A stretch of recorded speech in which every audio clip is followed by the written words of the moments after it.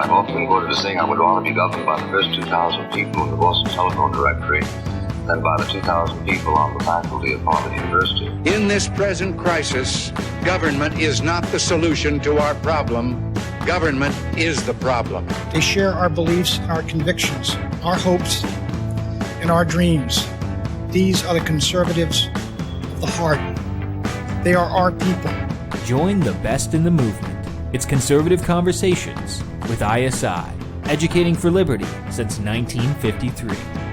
Welcome back. You're listening to Conservative Conversations with Johnny, Marlo, and Nate. Our guest on today's episode is Helen Andrews, a senior editor at the American Conservative and author of the book Boomers, which is among several other books that were nominated for ISI's Conservative Book of the Year Award.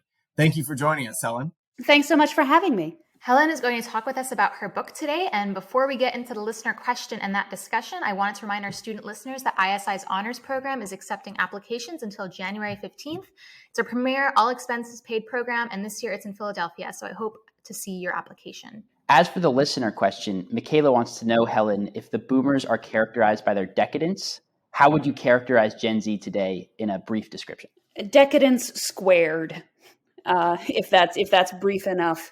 There's nothing more pathetic than the boomers' inability to move beyond the political and psychological and cultural dramas of their own youth. In the book, I say that the quintessential moment when this crystallized for me was when they awarded the Nobel Prize for Literature to Bob Dylan, who's, nothing against the old songsmith. He's great. But he's a pop artist. But that's just like the boomers, to elevate their cultural, their youthful preoccupations to the center of culture and kind of refusing to let everybody else move on from them. But as pathetic as that is on the part of the boomers, still being caught up in what they did when they were 17, now that they're in their 50s and 60s, it's also pretty sad that their kids, the millennials, and Gen Z now still seem to be caught in the same loop. When I was in high school, the most rebellious kids, the ones who were smoking cigarettes behind the gym, cutting class, thought that the coolest bands in the world were Pink Floyd and Black Sabbath. So the most rebellious kids were the ones listening to their parents' music. And my book was published in January and kind of caught the wave of some of the unrest that occurred. And it was a strange bit of timing for me as an author, because I posited that today's young people, the Antifa types, were still caught in this 1960s politics, and nothing represented that more than the summer of rioting we got that was just a replay, a reenactment, you could almost say, of the dramas of the 1960s, the later 1960s and the long hot summers. So as decadent as the boomers are, their kids and the Zoomers, by failing to move on from them, are proving themselves still more decadent. Helen, do you see any noticeable, because I imagine that it was some combination of millennials and Zoomers that were rioting last summer. Do you see any noticeable differences in your assessment between the Zoomer and millennial generation? The biggest difference between the 60s riots and our recent ones was the backdrop against which they occurred. That is, the 60s riots did not break the country because America at the time was extremely prosperous, and you still had what, when they all voted for Richard Nixon, would be called the silent majority. The majority of Americans were not on board with burning stuff down or political radicalism. And when those youthful activists graduated into the grown-up world and got houses in the suburbs, they could leave their, youthful dabbling in street violence behind them. And America was not really that much worse off for having had that experience. Today, America is a lot poorer, The millennials, when they graduate from Antifa, do not have rich white-collar jobs and houses in the suburbs waiting for them. They have a lifetime of renting and gig economy jobs waiting for them. So they will not settle into a happy stability the way the 60s did. The difference between the millennials and the Zoomers, both of whom were represented in the unrest of the last 18 months or so, is that I don't think millennials realize that. I think millennials were promised prosperity and the kind of, well, to put it bluntly, the kind of upbringing that they enjoyed. They were raised by their prosperous boomer parents, and they assumed, as most human beings do assume, that things for them will get better, not worse, that they will have a better life than their parents did. The Zoomers are still pretty young, so jury's still out on how they can be characterized as a generation, but my sense of them so far is that they do not have those lingering hopes that the millennials do, which makes them even more politically volatile, which is why I'm very worried about what politics is going to look like in the coming 10 years, because I don't think we're going to have a stabilizing Nixonian back to normal phase. That's an excellent point, Helen. Before we move on with the heart of the interview, another thing we do each week is books of the week, book recommendations. And as we come to the end of the year, I'm wondering if there are any particular books that you've read over this past year that really stick with you that you might recommend to our readers. Can I pick two? You can pick as many as you want. Excellent. There are two highlights of the year on my list. The first is by my friend Bruce Gilley, who's a professor at Portland State University, and his book is The Last Imperialist, Sir Alan Burns's epic defense of the British Empire. And Bruce had quite a journey getting this book published. It was canceled by the original publisher after a petition was launched against them, saying, "How dare you publish anything favorable about the British Empire?" And so he ended up having to publish it with Regnery. And gosh, I mean, my experience writing a book was extremely smooth. Everything went according to plan. And even that took years longer than I thought it would. So, Bruce's publication date of this manuscript got pushed back and pushed back. So he has enormous patience. But it was worth the wait. Sir Alan Burns was a mid-century British colonial officer, administrator. And we generally sanitize or excuse old imperialists by saying that they did right by the values of their time.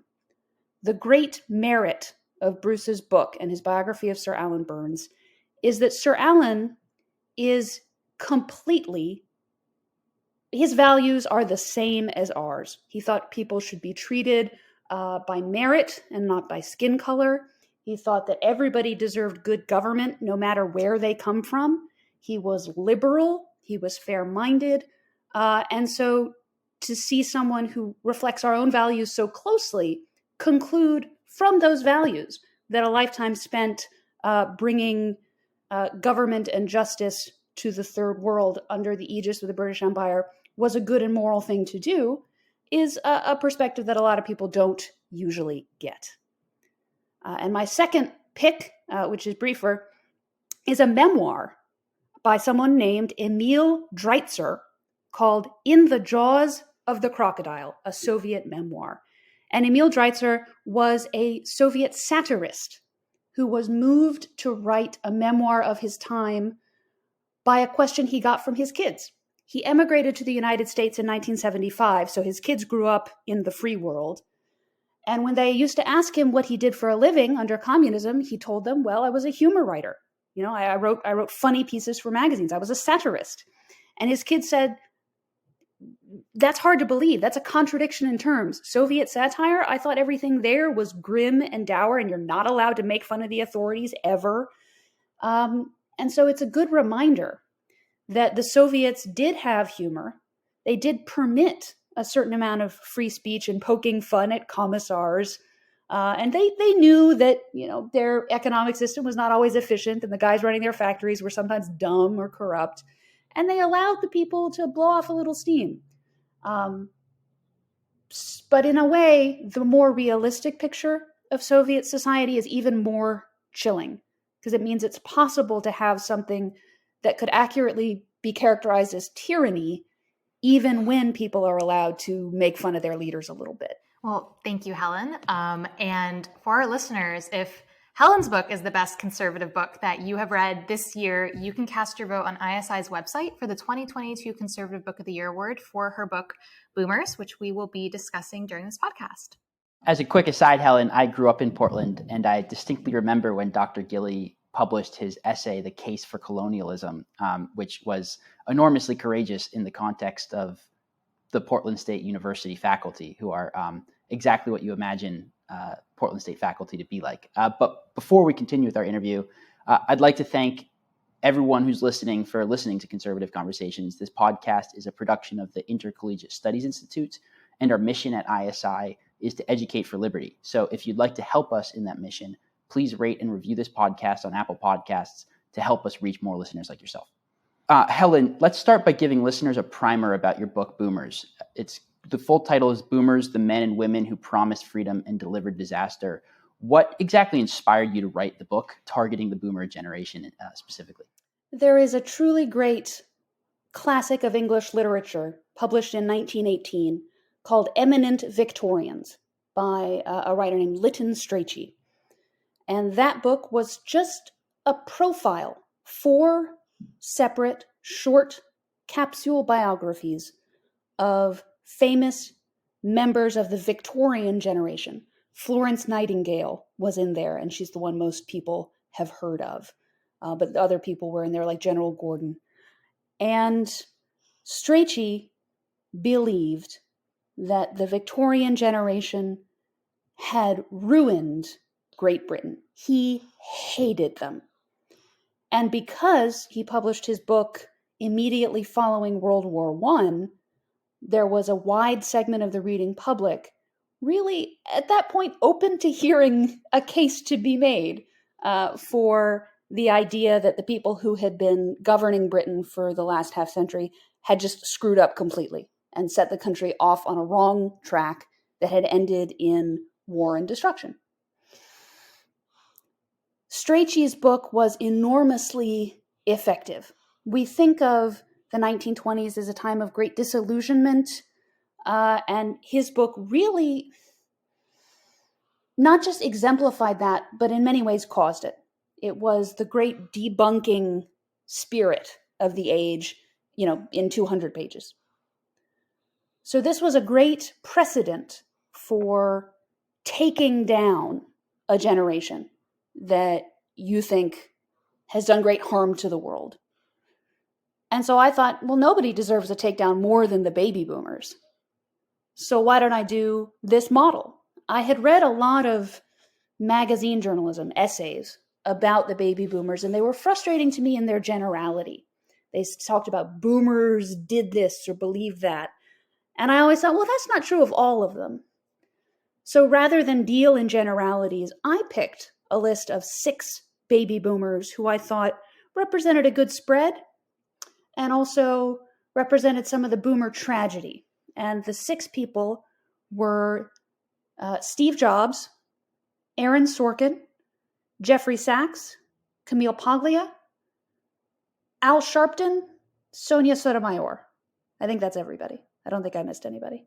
And so I just did short biographies of all of these people, really trying to give them their due, and especially give them credit for their good intentions, because I think they are all well-intentioned people at one level or another, but also drawing out how they ended up having villainous effects and the harm that they did to the country at large, and especially to my generation, the millennials. One thing that is not a particularly original insight to note, I'm sure you've heard this before, is that one of the unique things about your book is that it was a conservative case against boomers. And we're so used to sort of okay boomer being the epithet that you hear from young left-wing Zoomers and millennials against a generation that they regard as excessively conservative or right-wing or reactionary. I'm curious about the generational divide between boomers and Zoomers and millennials, specifically in the context of conservatism, because, as I'm sure you and a lot of listeners are aware, there is a pretty significant dividing line, at least among conservative elites, between younger people who I think, as you were talking about at the beginning, are really disillusioned and alienated from an old way of doing politics, and the older sort of entrenched conservative elites. Younger Republicans more broadly are, I think, often more culturally liberal on a lot of issues, but a lot of young conservative elites and writers are in some ways to the right of their forebears. So I'm curious how that sort of factors into the issues and the generational divide that you're talking about on a national level in your book. You're absolutely right that the left-wing case and the right-wing case against the boomers are very different. During my book tour, Ezra Klein had me on his podcast to talk about boomers, which was fun, my venture into New York Times world. And he had as the other guest opposite me, Jill Filipovich, who has herself just published a book called Okay, Boomers, Let's Talk. And Jill's case is that the boomers created prosperity, but then pulled the ladder up behind them. That is, the boomers were all able to get college education, but today millennials are drowning in student debt. That's one interpretation of higher education in the last 50 years. To me, it seems like boomers failed to pull the ladder up behind them. Quite the opposite. They said everybody needs to go to college like we did.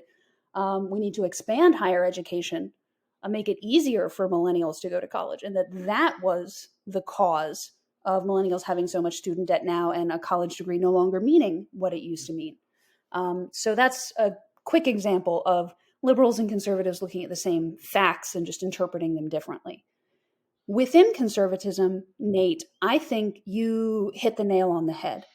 The Reagan Revolution, I am not the first person to notice that the same generation that was in their 20s in the 1960s and staging the youth revolution of that decade was then middle-aged and electorally dominant in the Reagan Revolution. That the youth revolution and the Reagan Revolution were the same people, demographically speaking, and also the same ideals, just from a more middle-aged perspective. Reaganism was very individualistic. It was, as you say, quite open to cultural liberalism. And, I want to do my own thing. I'm looking out for number one. And that kind of individualism was perhaps very important as a political message for its time. But as you say, it does ring hollow for millennials, many of whom have grown up in broken homes. And so to them, the sexual revolution is not, they're growing up amidst its wreckage. And they're much more willing than Reagan vintage conservatives were to rethink some of the doctrinaire individualism that animated conservatism in that era. So the millennials are looking at things from a much different perspective than the previous generation of conservatives who were animated, as conservative as they were in many ways, they're still fundamentally boomer values.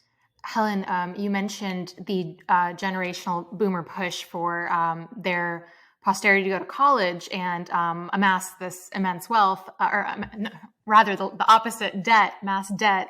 A lot of the generational angst towards the boomers is directed at them specifically because of this impact on the economy, whether that's the boomers' supposed collective hold on the housing market and their reluctance to sell homes, which is one I've read a multitude of pieces about. Whether that's true or not, we can argue that another time. But and there's also the impact on just the boomers pushing their kids to go to college and then amass debt that takes a lifetime to pay off with no job guarantee. So could you explain that friction here between these generations through that economic lens and what you observed through these profiles of boomers? Yeah, the workplace is a really good example because that was the promise that the boomers made. That was their motivation for sending all of their kids to college. They said the incentive, the light at the end of the tunnel, is that you amass all this debt, but then you'll get a really good job and you'll pay it all off and you'll join the middle class. So it's the second half of the broken promise that millennials are now enduring. I chose Steve Jobs to be the subject of actually the first profile. I lead the book off with Steve Jobs because millennials have had their world reshaped most dramatically by technology. And I think the gig economy has been a disaster for America, but most especially for the millennial generation.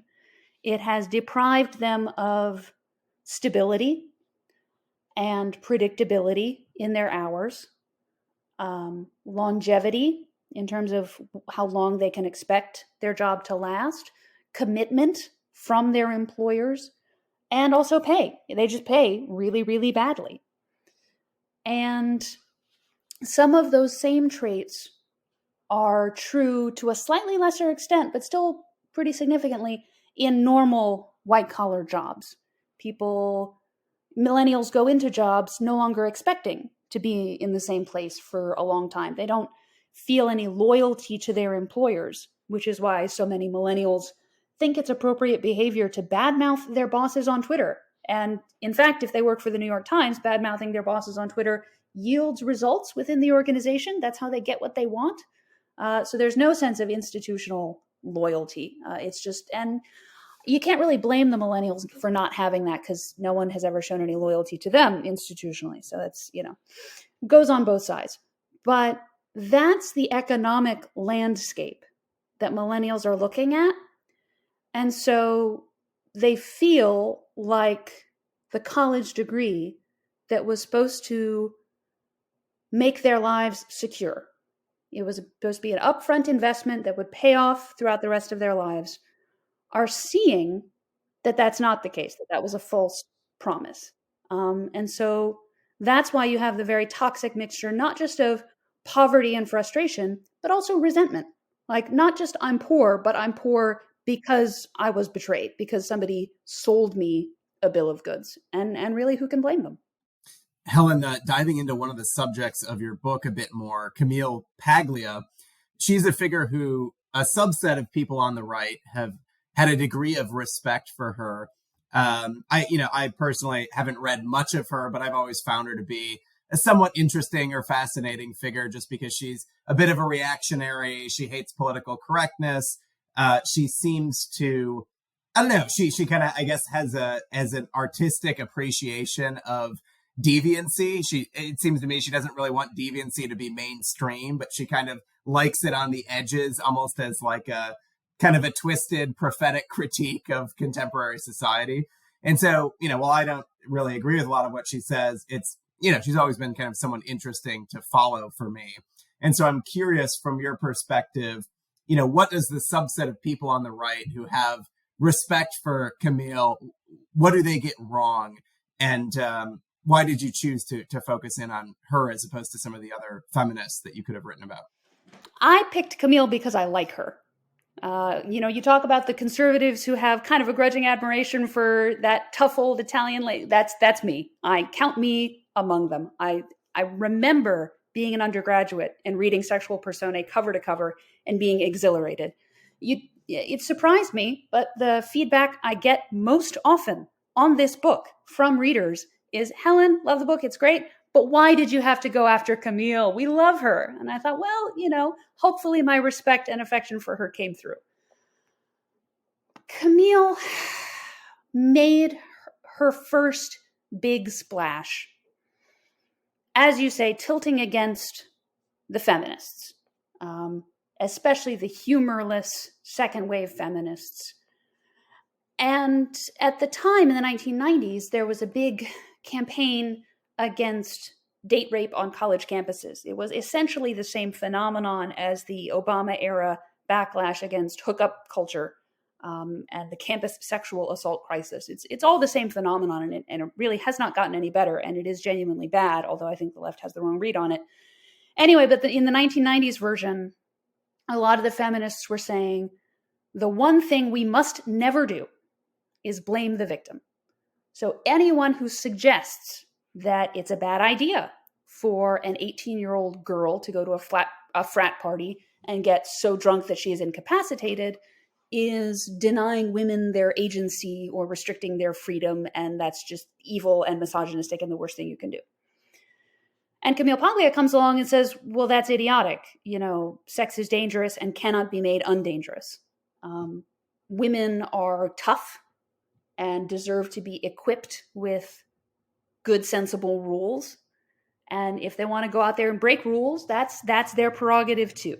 She was just a lot more hard-nosed about the realities of sexual dynamics than the feminists who were at that time, passing campus rules that said you had to get affirmative consent for each new sex act. So which was parodied at the time as, may I touch your left breast? May I touch your right breast? But that's genuinely what the rules were that they were passing at the time. Camille said that's trying to domesticate something that's fundamentally can't be domesticated. So that's accurate. But in a way, Camille Paglia's sex positivity ended up being just as naive as that of her second wave feminist opponents. They thought you could have a nice sexual golden age if we just taught men not to rape. Camille rightly identified that as foolish. But her own vision of human sexuality involves, she likes pornography. Let's put it there. In the 90s, when she was having her anti-feminist crusade, at the same time as she was having a crusade on behalf of great books. So she also waded into the culture wars and the curriculum wars, saying, don't get rid of Shakespeare. He's great. Don't replace him with Toni Morrison. She was on the side of the great Western classics. That caused a lot of people to say, well, Camille, aren't you therefore a conservative? And she responded, well, no, I can't be because I like pornography. Prostitution is great. All a woman needs to do if she's being sexually harassed is just be sassy and say, no, thank you, sir. And that'll do the trick 99% of the time. That, I think, creates a dangerous world too, because I think the rules that best tame the sexual dynamism that Camille rightly identifies are conservative rules. And I don't think pornography and prostitution have a place in that. And I think millennials growing up in a world that's porn saturated identify that. And I will take as a closing vindication of my read of Camille Paglia and her occasional lapsing into naivete, her reaction to Me Too. Because that, of course, is quite relevant to her interests. And I believe I recall watching a lecture she gave after the Harvey Weinstein revelations, in which she said, Weinstein is more pathetic than anything. He's infantile. And grown-up women should have been in a position to tell him no. I feel like Weinstein's position of power could not have been quite so easily snapped away as that. I think I have a lot more sympathy for Me Too as a movement than Camille Paglia does. So that's kind of the breakdown. Feminists are wrong, but Camille is wrong in her way too. So thinking about this in terms of our current political predicament, you mentioned earlier that you think Reaganism and the 1960s Cultural Revolution are sort of two sides of the same baby boomer ethic, which I think is a really interesting way to think about it.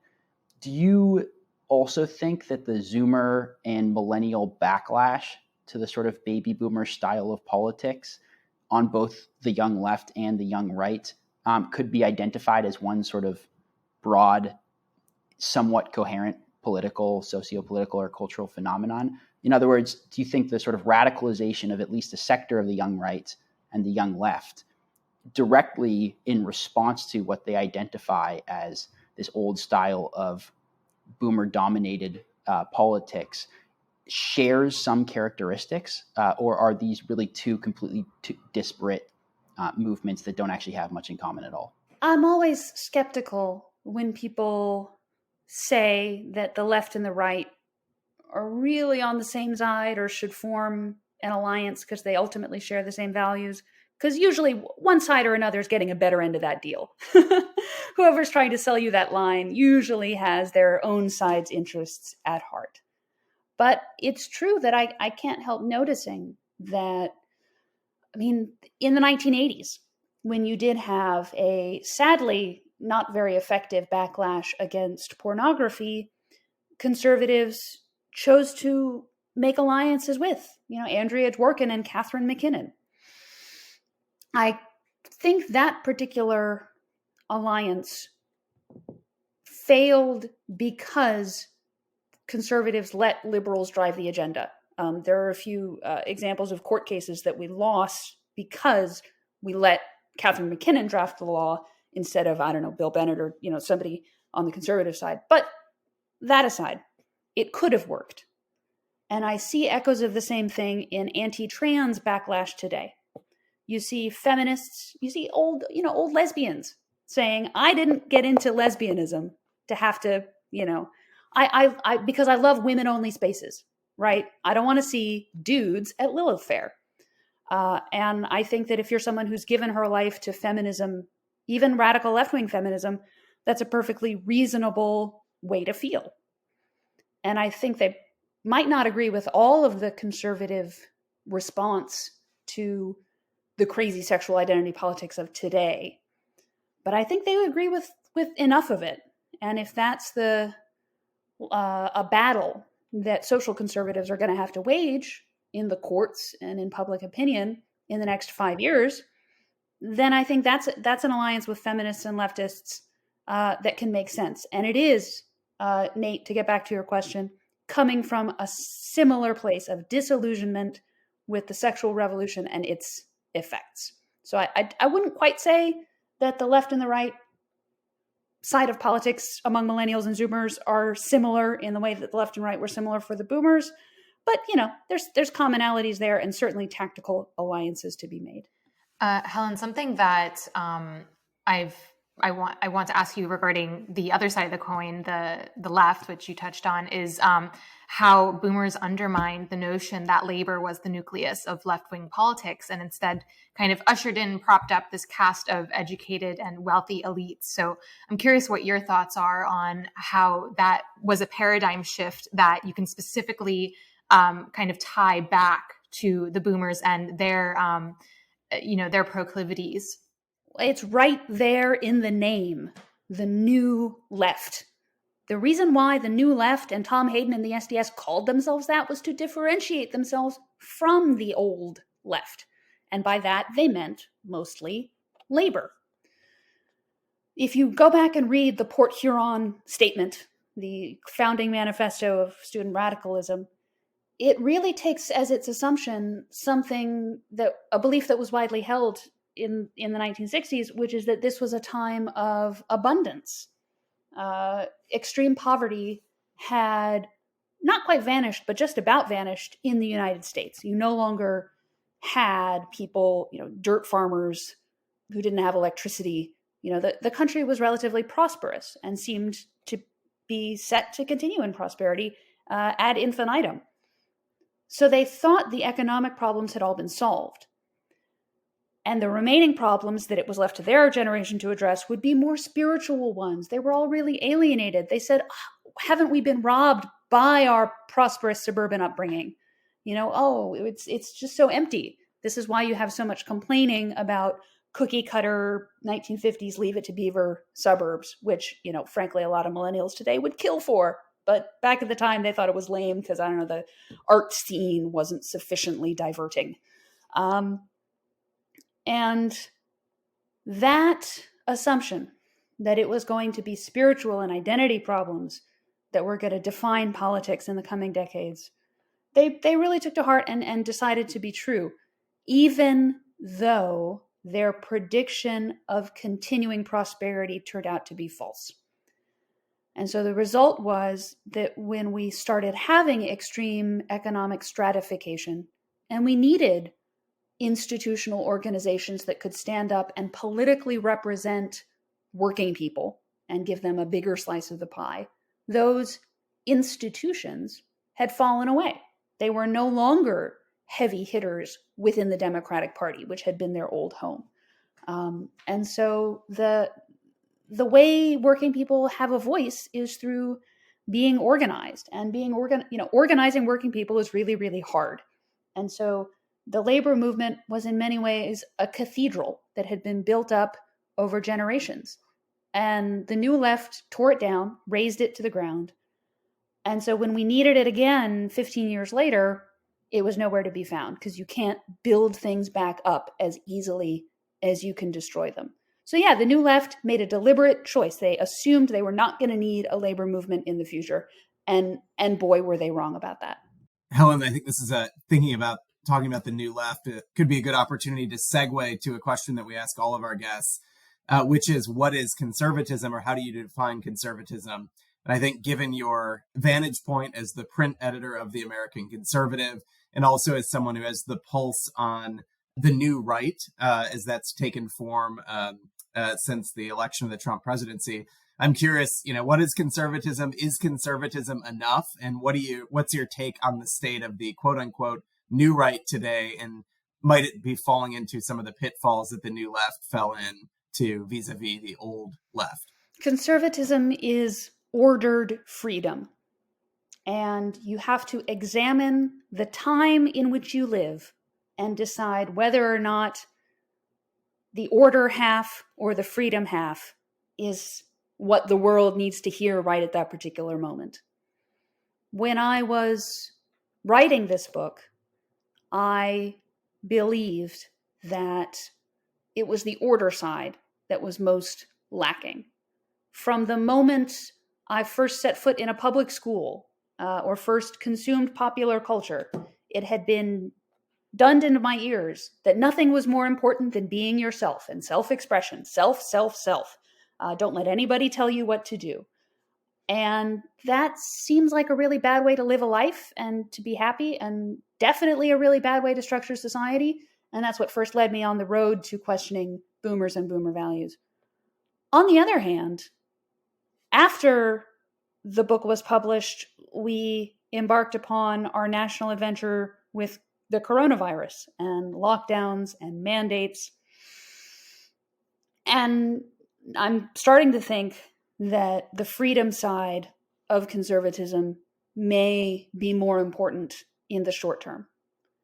But as for how the two halves play out in the new right, Johnny, I think it's really interesting that the most vocal opponents of COVID hysteria, who were against it from the very beginning, not just in the last 6 months, not just tepid skepticism of whether vaccine mandates should be government imposed, but like from the beginning saying, you people have all lost your minds.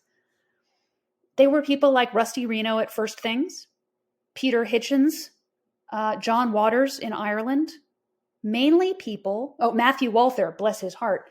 And if you were to put all of these people on a political map, they would all be solidly in the new right quadrant, who think that we do need to rethink conservative orthodoxies. They're very much at the forefront of national conservatism, or whatever you want to call the new right today.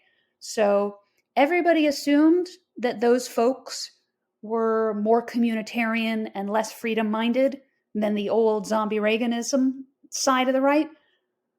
But they were the only ones standing up for individual freedom against the biopolitical, the health police state that is gradually emerging. So clearly they believe, like I do, that you can't have all order and no freedom in your ordered freedom. Well, Helen, thanks so much for joining us today. If people are interested in seeing more of your work or following you, where can they find you? My work, and that of a lot of other brilliant writers, is available at theamericanconservative.com. And my social media of choice is Twitter, where I am under HER Andrews. And the book, Boomers, the Men and Women Who Promised Freedom and Delivered Disaster, is available on Amazon, but don't buy it on Amazon. Buy it any other place where good books are sold. Thank you for listening to Conservative Conversations with ISI. If you have enjoyed this podcast, please feel free to head over to isi.org/resources to see all that we offer our members, including the Intercollegiate Review, Select Modern Age articles, ISI books, and of course, this podcast. Thanks again for listening. Don't forget to rate and review, and we will see you next time on Conservative Conversations with ISI.